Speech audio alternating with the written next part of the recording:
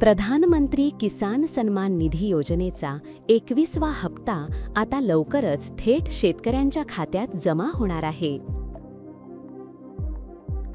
या योजनेअंतर्गत केंद्र सरकार दरवर्षी 6,000 रुपयांची थेट आर्थिक मदत शेतकऱ्यांना देते, जी 3 समान हप्त्यांमध्ये वितरित केली जाते।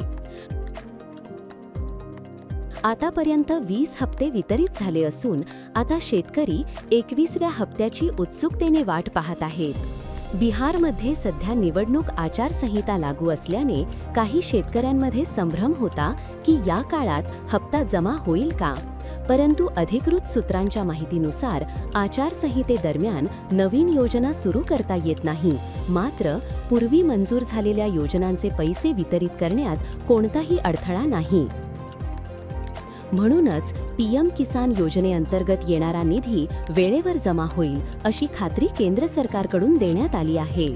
अधिकृत तारीख अद्याप जाहीर झालेली नसली तरी कृषी मंत्रालयाच्या सूत्रांनुसार नोव्हेंबरच्या पहिल्या आठवड्यातच पैसे खात्यात जमा होण्याची शक्यता आहे। गेल्या ऑगस्ट महिन्यात पंतप्रधान नरेंद्र मोदी यांनी 20वा हप्ता जाहीर केला होता, ज्याचा लाभ 9.8 कोटी शेतकऱ्यांना, त्यात 2.4 कोटी महिला शेतकऱ्यांसह मिळाला होता।